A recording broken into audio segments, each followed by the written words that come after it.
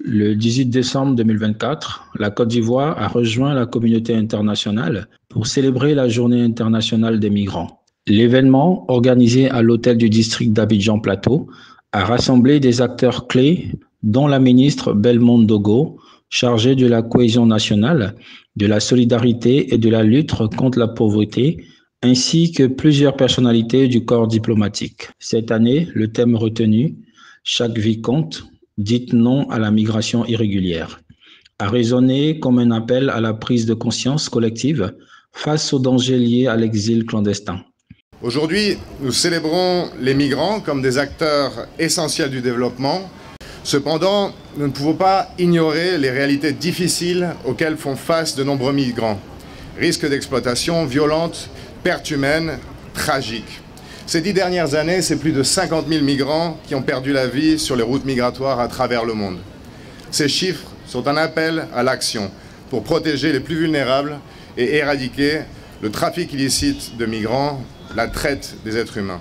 Les intervenants, tour à tour, ont sensibilisé la population sur les risques humains et sociaux de cette pratique. Ils ont encouragé la jeunesse ivoirienne à exploiter les initiatives et programmes déployés par le gouvernement et les organisations partenaires pour les accompagner dans la réalisation de leurs ambitions.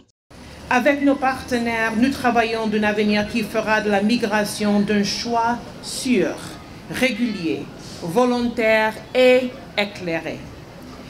Je réaffirme l'engagement des États-Unis à travailler aux côtés de la Côte d'Ivoire et de la communauté internationale pour promouvoir la dignité, la sécurité et les droits des migrants partout dans le monde. Mesdames et messieurs, chaque vie compte. Un des moments forts de cette journée a été le témoignage bouleversant d'un ancien migrant évoquant les épreuves vécues sur les routes de l'immigration clandestine. Une histoire marquante qui a plongé l'assistance dans une profonde réflexion, soulignant l'urgence d'une mobilisation collective pour prévenir ces drames. On nous a surchargé 126 personnes dans le Zodiac. Le Zodiac, on était trop, le nombre était trop. 126 personnes dans le Zodiac. Et c'est là que j'ai fait le premier naufrage. Le bateau a commencé à... L'eau a commencé à rentrer dans le bateau.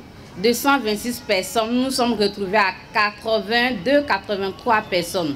En guise de reconnaissance et de motivation, les organisateurs ont également procédé à une remise de diplôme aux participants engagés. Un geste symbolique, mais porteur d'espoir pour un avenir où chaque jeune pourra réussir sans prendre de risques inutiles. Et du haut de ce pupitre, dire à notre jeunesse, tous les dispositifs sont présents. Le ministère de la Jeunesse a à pied d'œuvre, tant au niveau de la formation par l'école de la deuxième chance avec le ministère de la formation professionnelle, tant au niveau des activités génératrices de revenus. Nous vous supplions de tester ce dispositif mis en place par le gouvernement. Nous vous supplions de tester le dispositif mis en place au niveau des femmes par la première dame. Nous avons le FAFSI. Vous avez le ministère de la Jeunesse. Vous avez bien d'autres ministères, mais qui œuvrent à conduire notre jeunesse sur le chemin de l'activité génératrice de revenus ou de la formation. Si nous partons tous pour d'autres pays, qui s'occupera de la Côte d'Ivoire? Il est temps que notre jeunesse reste avec nous. Il est temps que notre jeunesse prenne en main cet héritage-là, parce que c'est vous la relève de demain.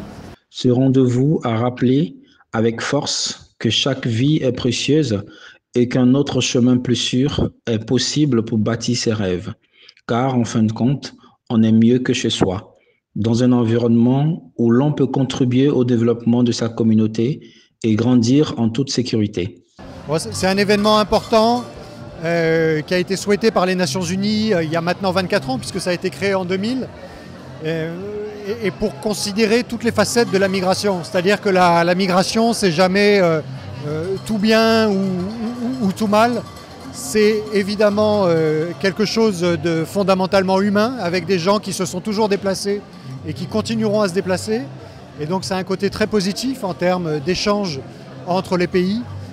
Mais ça a aussi des enjeux. Il y a des enjeux qui sont associés à la migration, et on le sait tous, il y a des gens qui perdent leur vie sur les routes de la migration. Donc l'enjeu, c'est aussi évidemment de sensibiliser à la fois sur les opportunités qui existent localement et puis les dispositifs de retour.